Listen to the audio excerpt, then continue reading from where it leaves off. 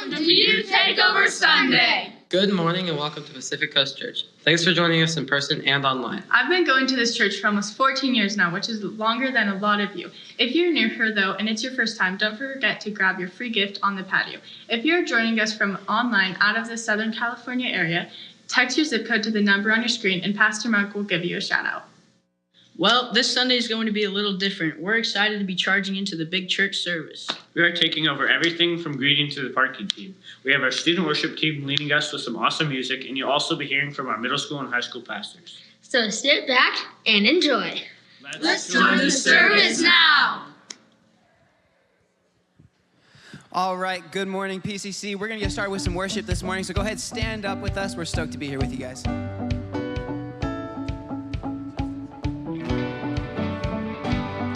So you guys clap along.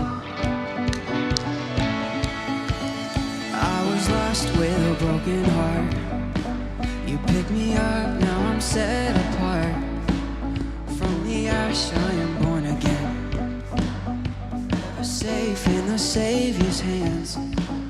You are more than my words could say. I'll follow you, Lord, for all my days. I'll fix my eyes following your ways. Forever free in unending grace. 'Cause you are my freedom. We lift you higher, Your love, never ending.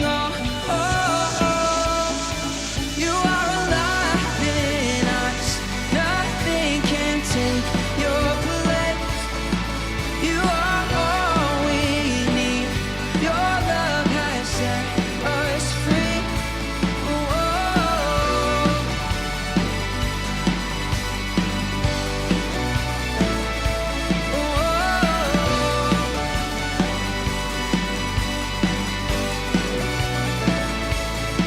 And in the midst of the darkest night, you let your love be the shining light, breaking chains that were holding me.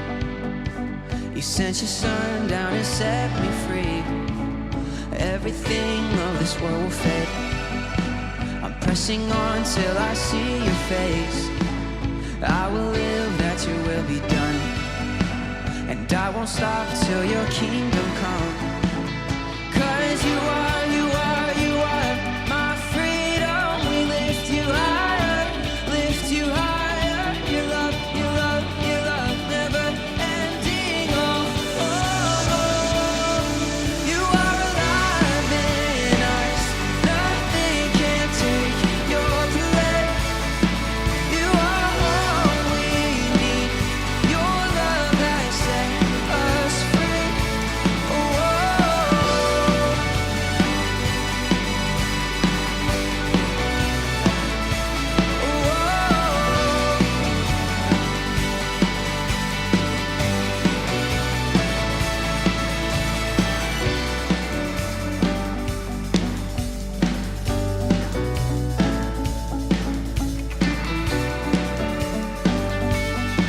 Cause you are my freedom.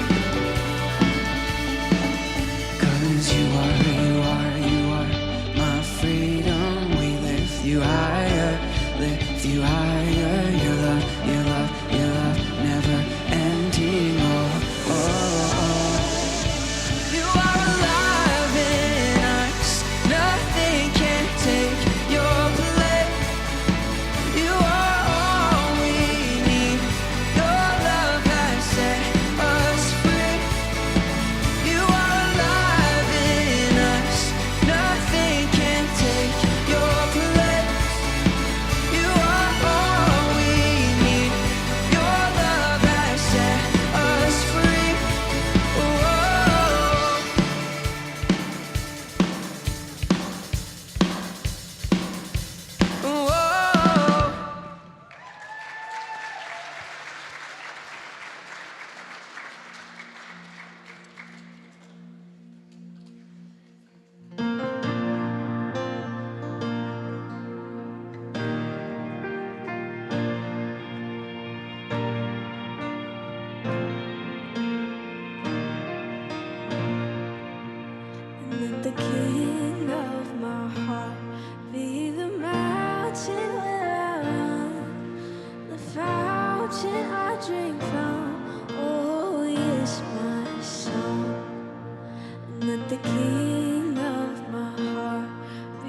shadow where I hide the ransom for my life.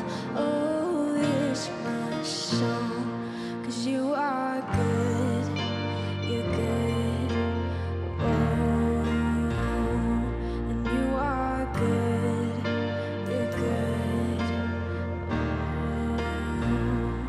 and you are good, you're good. Oh, and you are good, you're good. Oh, and let the King of my heart be the wind inside my sails, the anchor in my waves. Oh, yes, my song. And let the King of my heart be the fire inside my veins, the echo of my days. Oh, yes, my song. Let the King of my heart be the wind inside my sails, the anchor in my waves. Oh, yes, my song. And let the King of my heart be the fire inside my veins, the echo of my days. Oh, yes, my soul. 'Cause you are good, you're good. Oh, you are good, you're good. Oh, you are good, you're good. Oh, you are good, you're good.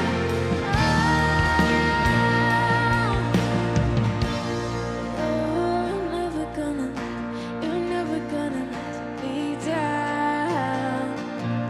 You're never gonna let me down. You're never gonna let me down. You're never gonna let me down. You're never gonna let me down. You're never gonna let me down. You're never gonna let me down. You're never gonna let me down.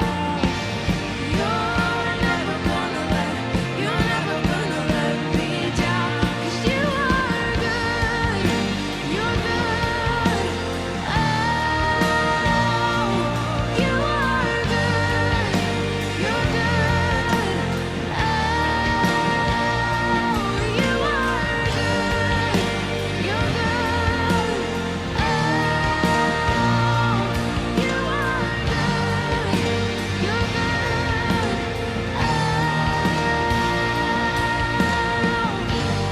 You're never gonna let me down. You're never gonna let me down. You're never gonna let me down. You're never gonna let me down.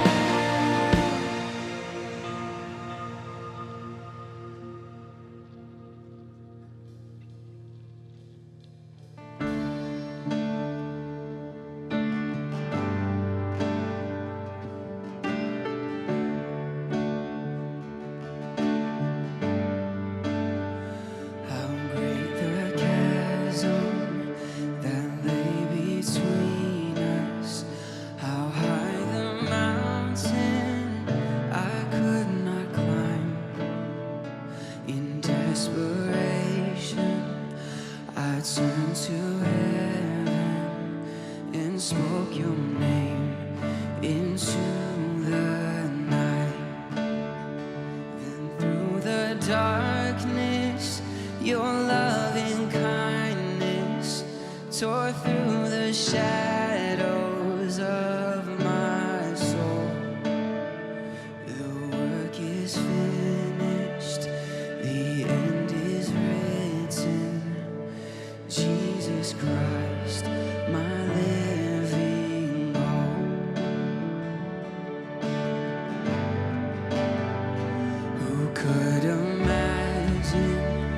So great a mercy, what heart could fathom such boundless grace?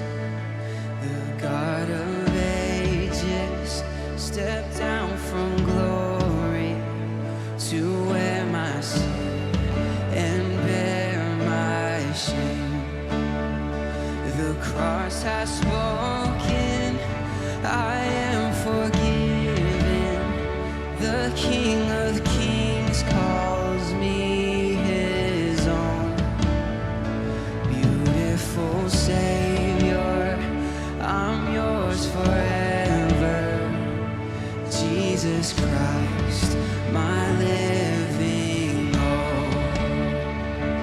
Hallelujah, praise the one who set me free. Hallelujah, death has lost its grip on me. You have broken every chain. There's salvation in your name, Jesus Christ, my living hope. Hallelujah, praise the one who set me free. Hallelujah, death has lost its grip on me. You have broken every chain. There's salvation in your name, Jesus Christ, my living hope.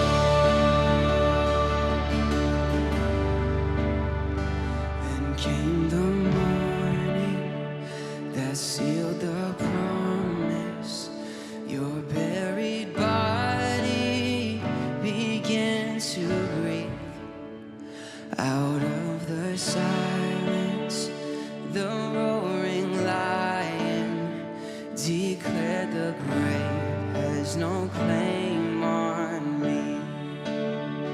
Then came the morning that sealed the promise. Your buried body began to breathe. Out of the silence, the roaring lion declared the grave has no claim on me. Jesus, yours is the victory.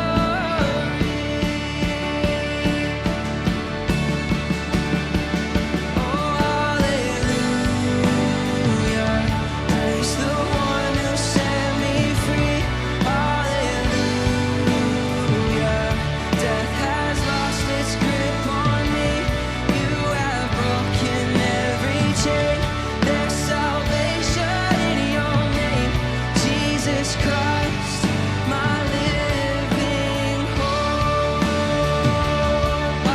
Hallelujah, praise the one who set me free. Hallelujah,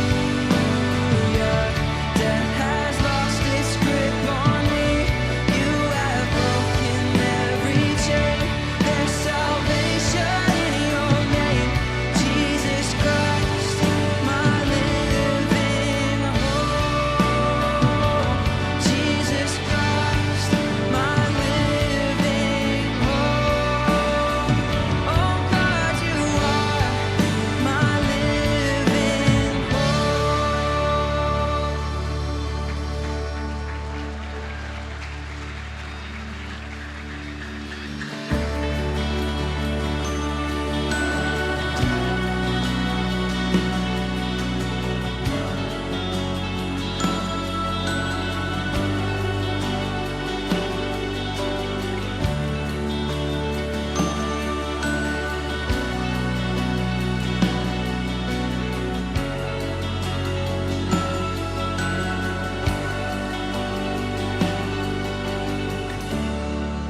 Your love is devoted, like a ring of solid gold, like a vow that is tested, like a covenant of old.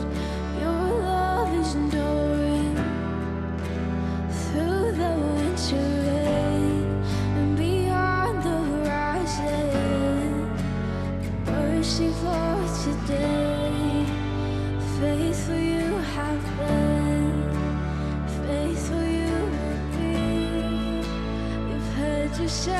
to me, and it's why I sing your praise. You ever be on my lips, ever be on my lips. Your praise will ever be on my lips, ever be on my lips. Your praise will ever be on my lips, ever be on my lips. Your praise will ever be on my lips, ever be on my lips.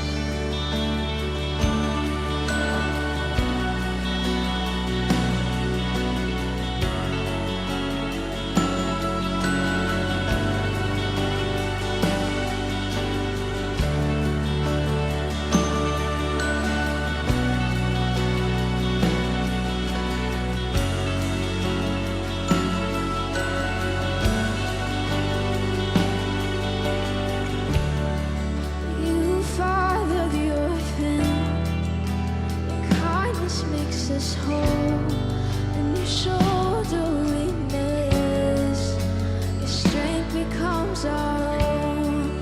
Now you're making me like you, clothing me in white, bringing beauty from ashes. For you will have your bride, free of all her guilt, rid of all her shame, known by her true name, and it's why I sing your praise. Will ever be on my lips, ever be on my lips. Your praise will ever be on my lips, ever be on my lips. Your praise will ever be on my lips, ever be on my lips. Your praise will ever be on my lips, ever be on my lips. You will be praised, you will be praised. Angels and saints we sing, worthy are you, Lord. You will be praised, you will be praised. Angels and saints we sing, worthy are you, Lord. You will be praised, you will be praised. Angels and saints we sing, worthy are you, Lord. You will be praised, you will be praised. Angels and saints we sing, worthy are you, Lord. And it's why I sing your praise.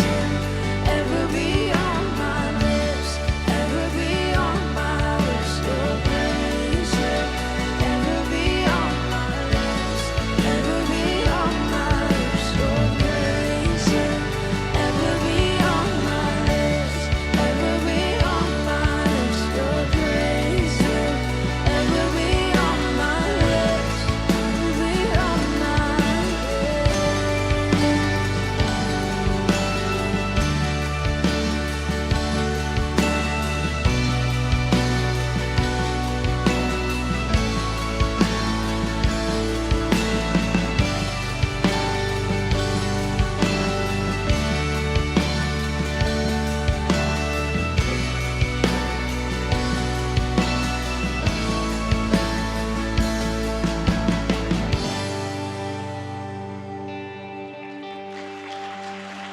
Wow, wow. They are amazing. Can you believe this is our youth worship? Give them another round of applause, you guys. You guys are amazing. Seriously. I'm in disbelief. I'm in disbelief how amazing they are. All right. I am the middle school pastor. Let me pull this away. Okay, my name is Noah. I am the middle school pastor here at PCC. And if you couldn't tell, it's Youth Takeover. You guys can get excited about that. It's okay. The youth is here. Let me help you with that. So what we're doing is we got an opportunity to show you what the middle school and the high school is doing. And so we're excited for that. But before I hop into as you can tell, something's going on. I'm going to give you guys a couple announcements, and then we'll get into a game, and you guys will be invited into that. So the first thing I want to talk about is our first slide, which is confident faith. Confident faith is something that I think is so relevant. In our culture today, I think our culture is quickly becoming hostile to the gospel of Jesus Christ, and it's quickly becoming a society that we need to be aware of. And so this is a class that's going to be happening February 22nd in room 200 at 7 p.m. And it's going to be an opportunity to talk theology, philosophy, science, and to really arm ourselves ready to have conversations with the world around us. And so if this is something that interests you, please sign up. We have actually a lot of sign-ups, so make sure it's filling up. So again, February 22nd at 7 p.m., room 200. Then we will also be having a worship night, you guys. I don't know about you, but I love the worship nights. They're my favorite. It's going to be worship, baptism, and communion. I personally find such a filling time in worship. And if you are a newer believer, maybe you're just coming into the faith, throughout the gospel, the New Testament, and specifically the book of Acts, every time a new believer came to the faith, they were baptized. And so if you haven't been baptized and you're a newer believer, please take a baptismal class, and we would love to baptize you. Finally, we have tithing. Tithing is actually something that's really close to my heart. And the reason why is because I believe tithing is a response of God's generosity. The way that God has been so generous to us, we can't help but to overflow and be generous back. And so I want to invite you guys to do that. And there's 3 ways you guys can do it. You can do it online at pacificcoastchurch.org, and you can click on the give button. You can go on the mobile and text PCCSC to 77977, or you can send it to our office, and there's little black boxes in the back that you want to give here today. And so those are some of the things. Okay, now that we're out of the announcements, you guys, we got a couple things going on. I want to show you what the middle school is all about. Thank you. This is my intern, Sean. Give him a round of applause. He's the man. Thank you, Sean. All right, so, okay, we got a minute to win it. So you got 1 minute, and this is the game. So you take this bottle, and you flip it. Boom, baby. They don't call me the middle school pastor for nothing. Okay, so this is what we're going to do. And then so you go all the way, and then the final, big guy, here. I believe in you. And so we always have age-appropriate prizes for our students. And since we're in the big service, we have age-appropriate prizes. We have adult diapers for you guys. Hey, okay, I'm kidding. Come on, we're better than that. Okay, I got gift cards, and it is Denny's. Okay, here's the thing with Denny's. It's like you never know why you're there, but you end up there. So you're going to be thankful for when I have this Denny's moment for you guys. So I need 2 volunteers. I know. You guys, 2 volunteers? I see 1, 2. All right, you 2. Okay, I'll bring up those 2. Actually, look at them. I know these guys. So quick. Oh, look at you guys, unity. Hello. Okay, if you don't know this man, who is this? This is Dan, and this is Matt. Okay, so this is Dan and Matt. Matt, you guys get the game. You guys have a 1-minute countdown that we're gonna click here. It's gonna go from 5 to 0, and the second that it is on 0, you may try to win. And if you guys don't get all the way through, whoever finishes the most wins. All right, hit that timer. Turn it up. The game begins There's a timer. in 3, 2, 1. Oh, Dan lands it right away. He is going for the second between Matt is now catching up. You guys have under 50 seconds now. Dan lands the second one. Oh, Dan. I got you, Dan. All right. We are now under 40 seconds. Dan, you need to either launch it. Matt, with the almost land, you are now 30 seconds. 30 seconds on the clock. You have 2 more bottles. Oh, so close. You have now under 20 seconds to land it, boys. Oh, 17. Don't worry, Sean is on it. You have now 10 seconds. 10 seconds. You have 5, 4, 3, 2, 1. All right, you guys. Thank you so much. Here is a Denny's gift card. I don't know when you'll use it. You can't take the diapers. No! I don't know why you need those, but if you need them, you need them. All right, you guys. 2 more people. 2 more people to win a Denny's gift card. All right, we'll go another person.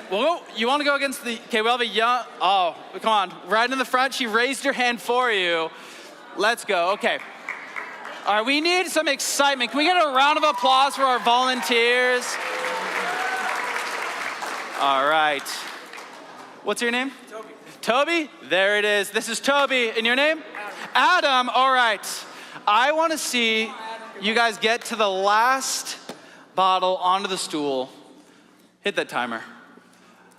Hit the timer. Land the shot. Win the glory. And a Denny's gift card. The game begins in 3, 2, 1. You may begin flipping. At this rate, I don't know if we'll get, oh, there it is. Adam is now on the move. There it is. With you have 40. Sure, we'll count it. You guys are now reaching the 30-second marker. Lands the third. Adam's on fire. You guys are now under 30 seconds. Oh, you have 20 seconds left on the clock. Just continue onward. You have now 10 seconds on the clock. Oh! There it is. Land the shot. 5, 4, 3, 2, 1. Oh, you guys. Look at the unity. Look at the unity. Good job. And for you, my friend, don't know when you'll use it, but you will use it. All right. Thank you. Thank you. So, no, okay, it's amazing. We love, this is clearly the unity, the competitiveness, we love it. That is one thing that we do at the middle school ministry is we play games, but ultimately what we're about is our students knowing, loving, and following Jesus Christ for the rest of their lives and spreading his gospel. And these games, they're pretty helpful. They're pretty helpful to get them in. But yeah, so this is just some of the beauty that we do. And we will now have a video for the high school pastor, Pastor Marc Hughes over there. He'll be giving our message today. But we're gonna start cleaning this up. And as we clean this up, we will have a video up here to watch and to see what the high school ministry is doing. So if you wanna look up as we watch the video. This year for our high school missions trip, our students will be heading down to Ensenada, Mexico. Only about 70 miles from the US border, this region of Mexico is home to a high population of poor families who've moved into the area for a hope of a better life. Many of the workers have migrated from southern Mexico to work in the agricultural fields. They often work 12 to 14 hours for only $8 a day. Many of the families who migrate to the area have no solid home to live in. Most of the homes are built out of plywood, on a dirt floor with no insulation, with a roof that leaks whenever it rains. This greatly affects the health and well-being of the children, as they can get many sicknesses and diseases from the dirt and the mud floor within their own home. The goal of our trip will be to sponsor a family and provide them with a new home. We will give them a cement floor, insulated walls, a solid roof, a water tank, and even solar panels so they'll have access to electricity that they don't have to pay for. We had the opportunity to meet the family our church will be helping this year. The family has 5 kids, so 7 people live in their current home. In addition to the already difficult living conditions, they found out that their youngest daughter was born deaf.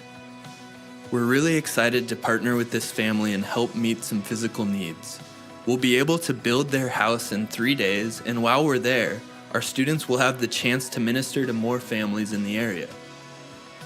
This trip will be an incredible chance for our students to physically spread the love of Jesus to people in need. But our church as a whole is needed to make this happen.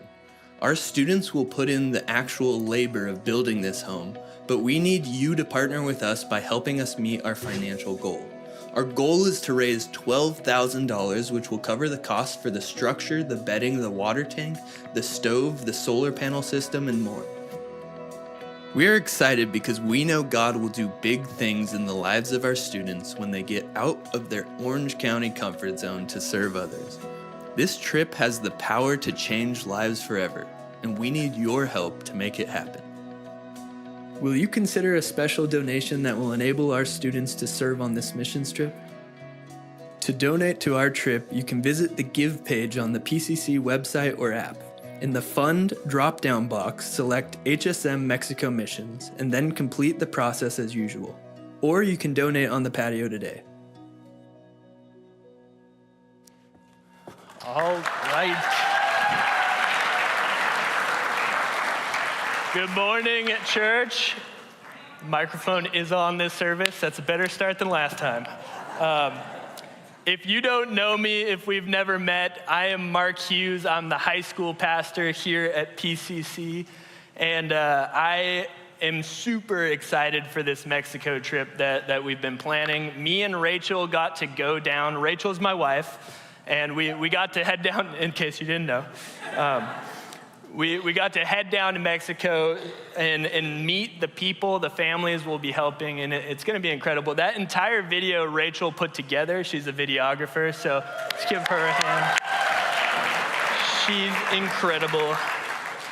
And so just a little about me. I grew up here at this church. I love PCC, and my family's been coming here actually since before I was born. My parents started coming here, and I'm pretty sure we loved this church so much that they named me after their favorite pastor. And growing up here, sitting in these seats, I would look at him every day and think, man, one day I'm gonna be just like you, Pastor Marc, be up on that stage. And look at me, look at this. No. Yeah, but now it's extremely confusing because there's two Pastor Marcs. So I've said this before, but to just clear up the air so there's no confusion if you're talking about him or me, refer to me as Cooler Pastor Marc. That's what we do at the office. It seems to work well. So that's the good way to do it. But no, I grew up going to middle school and high school group here at PCC, and one of the reasons I love what I do, one of the reasons it's so near and dear to my heart is because this age, high school, middle school, it's really when my own faith grew. I feel like I grew the most, and when I made it my own, when it kind of separated from being, oh, me and my family just go to church, I'm a Christian because they're Christian, this is when I feel like my faith really became my own faith, my own relationship with the Lord. And a lot of that process, a lot of what helped me along that path was the people at PCC and really my parents encouraging me to express my questions, my doubts, the deep questions of the heart where you're like, I don't know if this makes sense. How can I believe a God exists? How do I know Jesus is who he claimed to be? They gave me a space to express those things and explore those. And they told me, if it's true, you shouldn't be afraid to seek out an answer. And this is where that road should lead you. And so that's where really I did the most digging in my faith. That 8th grade to high school years kind of was able to make my faith my own. And so that's why I love high school ministry. I love helping create that environment, that space for students to seek out these deeper questions. And my story continued from high school. I went to college, Concordia, right up in Irvine, and I went into college undecided. I didn't really know what I wanted to do with my life, and I figured, hey, I'll be undecided, and in 2 years, then I'll figure it out. And 2 years later, it rolled around the time I had to make a decision, and I still didn't know. So I was like, business, everyone does business. You can do anything with business. So I'm gonna be a business major, and I'm gonna be Marc, the marketing major. And it went pretty well. In college, I also played lacrosse. So I was a big lacrosse guy, and the school was actually pretty good for our division. My freshman, or actually my sophomore year, we made it all the way to the national championship and lost, and that was a little devastating. And so I had this goal going back junior year and senior year. Like, I had such a man, I want to win that. I'm going to play for that. So kind of competitive. And in college, I met the love of my life, Rachel. And you can see she's a very supportive wife. Look at her supporting me. She said, Marc, if you put a picture of me up there, it's going to be a good one, right? I said, honey, they're all good photos of you. So I do think that's a great one. It's one of my favorites. She loved lacrosse. She's a big sports fan. No, but we met. It was great. She's awesome. And I'll be hearing about this later, but it was worth it. So I went to college, and really, my senior year, been putting all this time practicing every day. My lacrosse team makes it back to the championship, and we actually ended up winning the national championship, which was an awesome thing. And the weirdest thing ever is the day after the national championship, because you're like, everything I've been putting all this time, effort, and focus into, it's just over. And I'm a senior. It's not gonna be like, okay, next year. It's like, it's just done. And especially with lacrosse, I would walk by people, and I'm like, I'm a champion. I won this thing. And they're like, what is lacrosse? And you're just like, wow, this thing I cared so much about is essentially meaningless. And as I graduated college, I stepped into, you think you figure out what you want to do with your life as you're in college, as you're graduating, and some people do. But if the other people like me, I came out of college and I still was equally undecided. I had no idea what I wanted to do with my life. And I actually experienced this crazy season, 4 to 5 months. It was like this season of extreme anxiety. The future ahead looked so uncertain. I didn't know what I wanted to do. I didn't know what route, like I was trying to seek God's will for my life, and I wasn't getting an answer. And so it just caused this tension within, this kind of cloud of feeling like a failure, feeling like whatever I chose was the wrong choice. And it was a really hard season, and I was able to move through that season after meeting with some mentors and my parents speaking into it, and Rachel giving me the figure out your life, or this can't work with the way you are. It's a good thing, but definitely hard to hear. But what I experienced in college is not uncommon. It's not uncommon to be afraid, to be anxious about the future ahead, especially when that future is uncertain.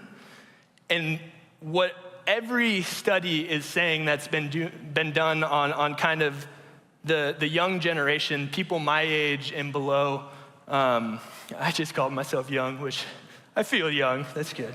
But one of the things on the rise the most is this anxiety, specifically an anxiety about the future, an uncertain future. They said it's like 3 out of 4 students have this fear, this impending, that kind of what we described, that cloud of impending doom, the whispers of you're going to be a failure, not knowing what lies ahead, an uncertain future. And so anxiety is on the rise, and it's really understandable if you think about it, especially living in this age of social media, this age of technology.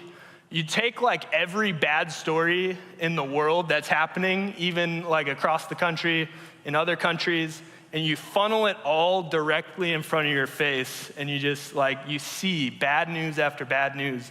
And it's no wonder that as we look to the future ahead, it can feel very bleak. It can feel hopeless. It can feel confusing or uncertain. And so that issue is not something that just I faced then. It's not just something students are facing. It's something as a generation, as a people as a whole, I think it's something that we're all facing. And so that's what I wanted to just touch on this morning is exploring this idea. I titled the sermon, Into the Unknown, which is a wonderful song in the Frozen series.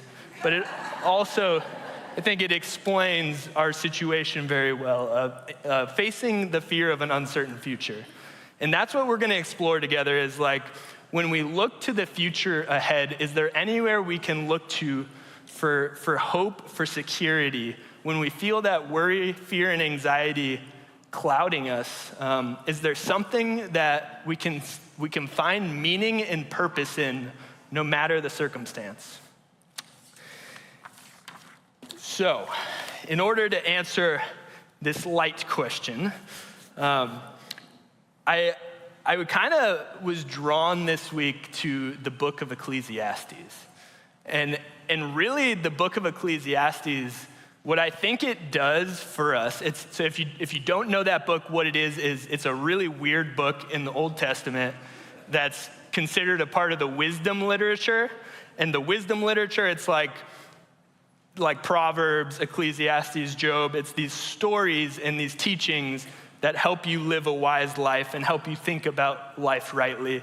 And Ecclesiastes is such a weird book because it's so depressing. It's something you'll hear over and over in the English translation is meaningless. Everything's meaningless. And you're like, man, I love the Bible. It's so good. But the book has a depth to it that's just incredible. And it's written from the perspective of King Solomon, the son of David, who really was a guy you could say lived life to its fullest, had everything you could ever want, had nothing denied him, whether it be wealth, money, beautiful living area. You could describe him as the average San Clemente guy. But he had everything, and what he sought to do, he said, I want to find meaning in this world. I want to just observe the things around me and find what's a life worthy of living. Where can I find purpose? If I pursue after wealth, if I go fully after that, can I find meaning and fulfillment in that? If I go after a career, my labor, my job, building up who I am, my status, will I find meaning there? If I look for pleasure and I don't deny myself anything, if that's what I go after, will I find meaning there? And it's really interesting, the thoughts he gives us. And I actually have a video from the Bible Project, which is a really cool tool. It's a really cool resource that I use with the high schoolers and middle schoolers, and personally for my own faith a lot. They recap stories of the Bible, not recap stories, but books of the Bible. They give you outlines, they give you the oversight, and they take even themes. And so check out the Bible Project if you haven't before. It's a super good resource. But we're gonna just check out a little sniglet from the Ecclesiastes where he gives us the purpose of the book. Well, the author summarizes the teacher's basic message at the beginning and right at the end. And it's Hevel, Hevel. Everything is utterly Hevel. Now, most English Bibles translate this word Hevel as meaningless, but that doesn't quite capture the heart of the idea. In Hebrew, Hevel literally means vapor or smoke, and the teacher uses this word 38 times in the book as a metaphor to describe how life is, first of all, temporary or fleeting, like a wisp of smoke. But secondly, also how life is an enigma or a paradox. Like smoke, it appears solid, but when you try and grab onto it, there's nothing there. So there's so much beauty or goodness in the world, but just when you're enjoying it, tragedy strikes and it all seems to blow away. Or we all have a strong sense of justice. But all the time, bad things happen to good people. So life is constantly, it's unpredictable, it's unstable, or in the teacher's words, like chasing after the wind. So super interesting thought there. So the meaningless, everything's meaningless. Really, he's saying the meaning of life is so hard to find. It's such a mystery. It seems like you have it figured out, but as you grasp for it, it goes through your hand like smoke. And so that's what's so great about this book is that it shows us the pursuit of the things that life, that the world will tell you life's all about. It's all about being the most successful person. It's all about just being happy, just live a pleasure-filled life. It's all about making a lot of money and living well. Like these are what, when you look to the world and you say, what's this life about? What am I supposed to live for? That's where you get pointed to. But he does that. He lives it, and he starts to show us, he's like, man, financial security, it's worthless. It's unstable, especially in this economy, right? It's not something you can trust in, great. But it's the idea he explores is interesting. He says, has anyone seen Yellowstone, the show Yellowstone? Heard of it, seen it? I can't confirm or deny if it's something I should recommend watching, probably shouldn't. But what I can do is tell you the story. It's basically about this guy who owns a ranch, a massive ranch, ton of land in Yellowstone, Montana. I don't know if that's the location. It's in Montana. But he lives his entire life with one purpose, and that purpose is to preserve the land. So, because it was given to him by his father, and his father gave it to his father, that way. And then that way, he's like, man, my goal is to preserve this. I want to destroy anyone who's trying to take my family's land. And my goal is when I die, I want to give it to them. And so the show's kind of following this man whose pursuit is this one solitary goal. But you start to see, it gets so depressing because everything he's living for is so meaningless because his children don't care. His children will literally say, man, when he dies, we're gonna sell the land, we're gonna make money on it. They basically are just holding on to the land and helping him do it because it's what he wants. And so he starts to see this, and certain times he's like, what is all this for? What am I doing this for? And it's like the things we choose to go after, the things we choose to live after, can so often, we can reflect back and be like, man, why is this what I'm living for? And I think the book of Ecclesiastes, what it does is it shows us that in life, if the thing you're living for, if your answer to that question is something solely founded in this world, like a career or to be wealthy or to be the most wise person, to be well-liked, if it's founded in this world, then it's temporary. It's able to be taken from you. The thing you're putting your hope in, your purpose in, is able to be taken. And so the encouragement from him is actually, he doesn't say that life has no meaning, but the meaning is hard to find.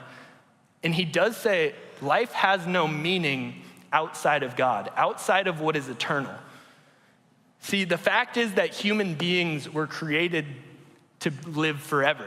And if our purpose isn't founded in something that's forever, then the purpose is lacking.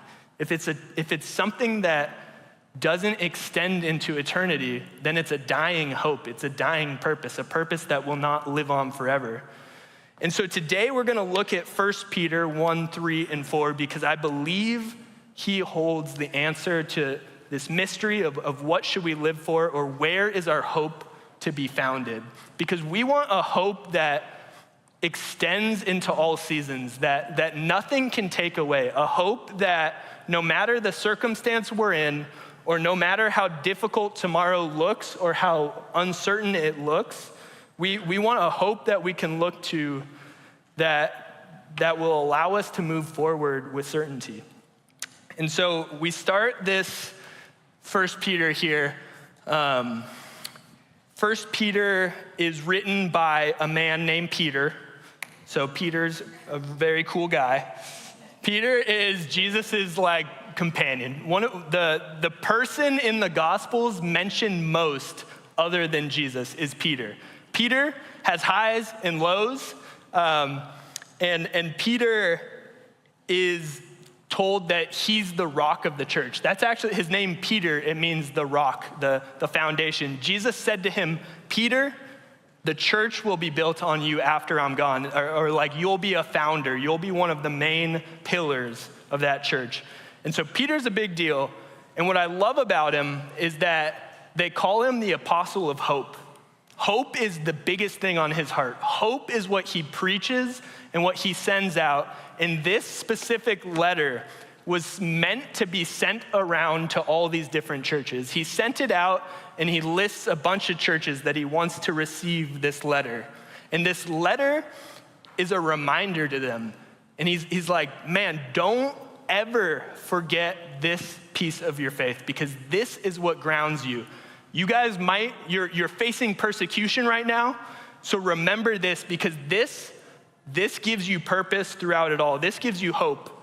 And so this is where he goes with it. He starts in 1 Peter 1, verse 3 reads, "Blessed be the God and Father of our Lord Jesus Christ." He just kicks it off with some praise. He's thinking of this hope, and it causes his heart to just overflow in praise. Blessed be God of our Lord Jesus Christ, because according to his great mercy, he has caused us to be born again to a living hope. So what's so cool already in this, according to his great mercy, not out of anything I've done for God, not out of anything I have to offer, but according to his mercy, according to his love, according to what he wants to do for me, he has caused us to be born again to a living hope. It's pretty incredible. So the why behind what God has done for us is according to his mercy. He has caused us to be born again to a living hope through the resurrection of Jesus Christ from the dead. So we now have this hope that's described as a living hope, and the way he gave us this hope is through the resurrection of Christ from the dead. This has sealed our hope. And really what it is it's the gospel, right? It's the gospel that Jesus came and lived the perfect life and laid that life down for us, that if we would believe, our relationship with God would be restored once again.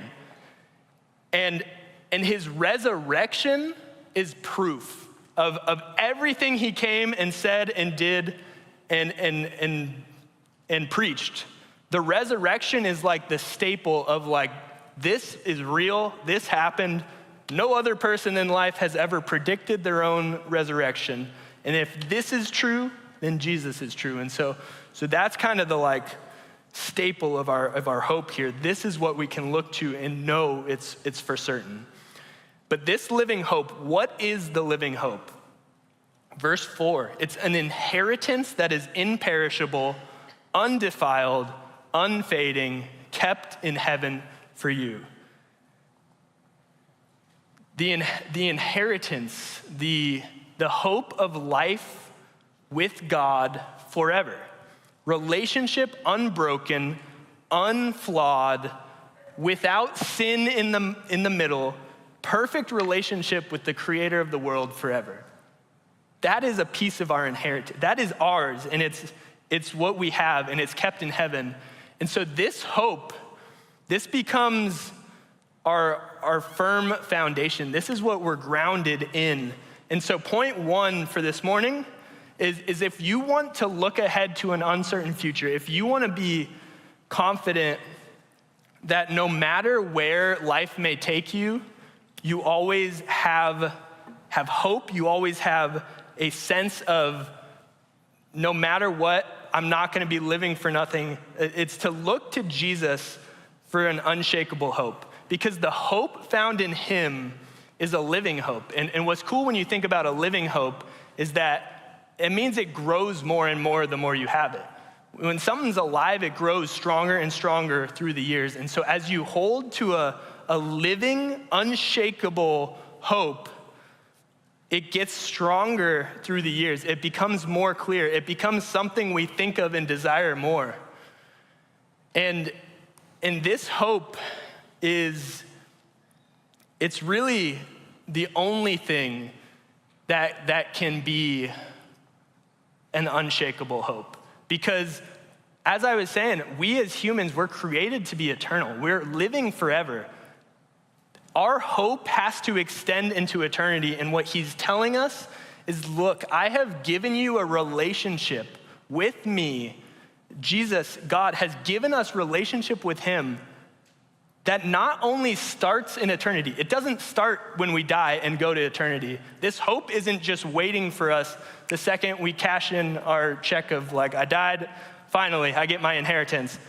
It's no, he has joined with us now. This inheritance, what he's given is now. Relationship with God starts now.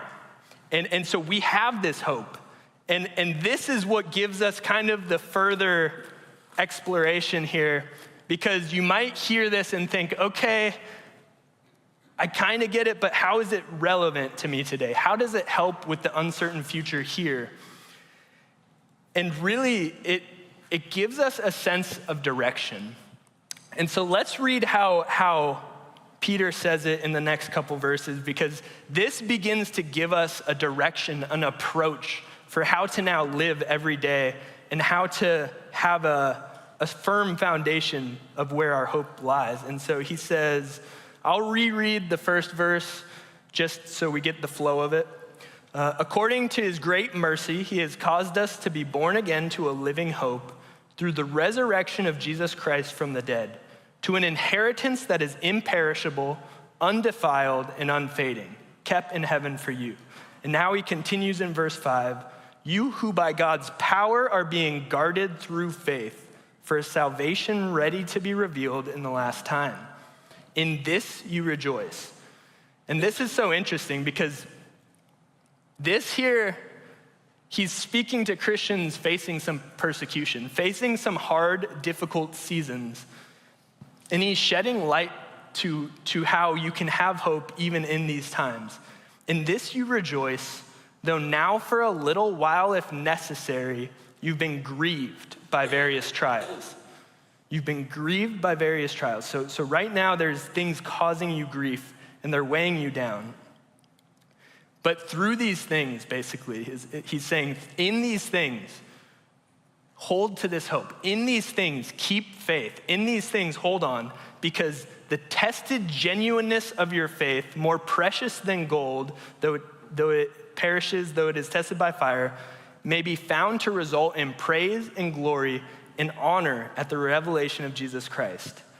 Faith is now our approach. Faith in the one who gives us this hope, really. And this is where he begins to explore, and the rest of 1 Peter kind of weaves in and out of faith and hope and trust. But what's so cool is that as he describes this faith, he says, you who by God's power are being guarded through faith for a salvation ready to be revealed. It's God's power that holds us in this faith. It's God's power that is with us as we hold in this faith. And it's so crazy to have this, because what it says to me, and point number 2, I'll give to you and then I'll explain this. Point number 2 is to trust in the one who gives us this hope. Trust in the one who gives us this hope. Because as we look to a future that's uncertain, as you stand in the road ahead, you have, maybe there's forks in the road and you say, which way does God want me to go? Or how does this future even have God a part of it because it looks so bleak? Or what is he doing in this current time? This current time I'm in is so terrible. It's so devastating. How could he even be a part of this? This is where our comfort in our purpose, in our meaning lies. It's in knowing that I don't know why what's happening is happening. I don't know what the future holds, but I know the one who holds the future. I don't have control of that. I don't know what's going to happen. I don't know the twists and turns life's going to take, but I know the one who does know. And I know that he who knows, he is the one who loves me. He's the one who, according to his great mercy, has given me this hope. He's the one I can look to in any season and know that I have someone on my side, that I have a God who would give himself up for me. It's a crazy thing to know that no matter what happens, you have this person with you. And what's so frustrating about God sometimes is that he doesn't answer the why question for us. The why question he will oftentimes hold on to. But the thing we do know is that he asks that, hey, just trust me. Hey, be with me. Maybe you'll find out down the line, but right now, I just need you to trust me. I'm gonna be with you. I'm gonna comfort you. I'm gonna walk it with you, but I need you to trust me. And so as we look ahead to a future that's uncertain, this is where our foundation is. This is the hope that's the anchor for the soul, as they say in other places. It's like, no matter how stormy life may be, we always have this to hold to. No matter how dark the night, there's always this little glimmer. And it's super cool. And what I love about this too is I think that this hope, having this, it actually gives meaning to things that were seemingly meaningless. And a good way to think about it is, well, I'd like to mention, Dad, are you in here? Yep, okay, cool. My dad is colorblind, specifically green-brown colorblind. Green-brown colorblind. Yesterday was his birthday, so can we just have... Stop. Okay. Too much. He doesn't deserve that much. Okay. So I thought, man, I was watching TikTok and they had these colorblind glasses that somebody put on and they could see colors and it was super emotional and cool. I was like, that would be a great gift for my dad for his birthday. That would be an awesome gift. I didn't end up getting it, but I did think it would be a cool gift. Because I'm like, that's awesome. Things that once didn't have color, once you put these on, it brings them to life. They pop, they now have new meaning. They have new, like, oh man, the color green. It's incredible, Dad. I hope you can see it someday.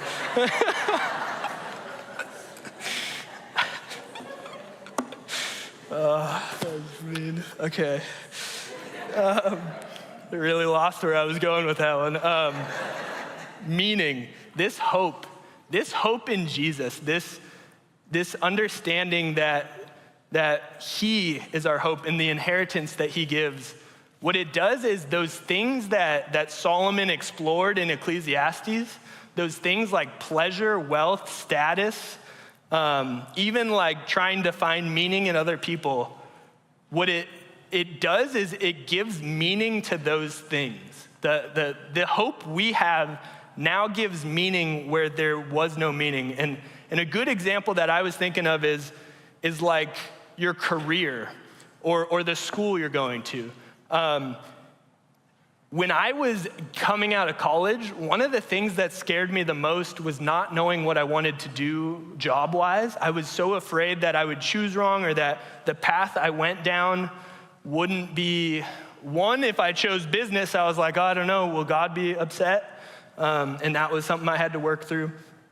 The other one was, man, if I choose ministry, especially youth ministry, how am I gonna support a family? And I'm still trying to figure that one out, but I'm not worried about it anymore, no. But what was so cool was to see how God kind of showed me in that time as I was looking at these two paths. He said, Mark, the career you choose isn't your purpose. That's not your purpose. The thing you choose to do isn't like, okay, there's your meaning. That's where you're getting significance out of life. He said, I want you to view your career, the place I put you, I want that to be your missions field. I want that to be the area on earth where you can shine light to others, where you can point other people to the hope you have in me. And so the career, the path to achievement, it actually becomes a great thing because the more you move up or the more people you have in your presence, the more you do a good job, those things all now begin to point to Jesus. The status and the fame that once were coming and stopping with your glory, you now can like reroute to his glory and hopefully point other people to the hope that you have in him. And I think this opens us up to not be stuck in, I don't know what to call it other than like the rat race of life, or like we can, like when we're worried about ourselves, when we're worried about how others perceive us, it's so easy to compare yourself to others and to want to elevate yourself while putting them down, because so much of your perception of your value is based on how you're doing compared to others around you. And I think what this does also is when we know our value, when we know the inheritance, when we know where we are in who our identity is in Christ, it frees us up to actually be happy for other people when they succeed. It frees us up to actually be there and be present when they fail or when they're in a hard time, and to grieve with them the way we should. Because it frees us up to not be so self-focused all the time, but to be first looking to him, then looking to others through him, through that lens. And so, yeah, it's pretty, sorry. I kind of want to end here. So the kind of final thought I had as I was thinking through this is this hope, if it really, for me, I believe it to be as true as it could be. I believe this is our only hope, like Obi-Wan Kenobi was to Princess Leia. I think this is like our only hope. And if you were living in this world, because I think of King Solomon, and I think of he was going and trying to find meaning in life, and how hard it was for him. He like ended with, there is no meaning. Apart from God, where is there meaning? How do I get fulfillment? If you're going through life with this mindset, if someone doesn't have the hope of Christ, how dark must this world be? Because the world around is dark, and when I look to it, sometimes I'm scared, sometimes I'm shaken, but I always have this hope to fall back on. But my question, the thing I was thinking of is like, man, what if you didn't have that hope? What if your life, you didn't have this light, you didn't have this fallback? It would be a really hard, really dark, really scary world. And so for us moving forward, it's like, how can we point others to this hope? That's our purpose. That's our calling in this life, is to bring others with us into this hope, and then to build others up as we have it. The church is the physical representation of God on this earth, and that's what we can be for one another. And that's what we can be for those who don't have this hope. And so that's where I even think that career thing and how you are, it's not who you are, but it's the sphere of influence you have on others. I think we could do a lot if we kept this perspective. I really wanted to work in point 3 to be keep an eternal perspective as a true disciple of Pastor Marc Ambrose. I feel like we all love that point, but alas, I did not. So that's what I have for you this morning. Students who are barricading the doors, you can now release them. The takeover has ended. But I do hope you have a great week, and I hope that as you go out, this is something we can focus on. It's how do we keep ourselves from forgetting this? How can we keep ourselves aligned in this, centered on this? Because this is what everything else in our faith and in our life, this is what everything else stems from. So keeping our eyes fixed on this, as C.S. Lewis said, it's like Christians who fail to think of heaven become ineffective on earth. And that's what I want us as a church to be, people who are so set, so centered on their hope that they can now live a life where they love God and love others well. So I'm going to pray for us, and then we are good to go. God, I thank you for this morning. I thank you for this church, God, and just the people who you've brought in this place today. God, I pray that this hope would really give us the same type of joy it gives Peter, where he's just eager to praise you, eager to look to you. And God, that we would not let a day go by where we don't consider this, don't consider the mystery and the beauty of what you've given. God, I just pray that as we step foot in the world, as we leave and go outside of this church building, God, and step into our lives and the people around us, God, would you let people see you through us? Let your light shine so that the darkness of this world fades away in the light of who you are, in the light of who your church is. And God, would you help us to just represent you well? Help us to be good examples, to be good stewards of what you've given us. So God, I just pray that over all of us. I thank you for this morning. And in your name, amen.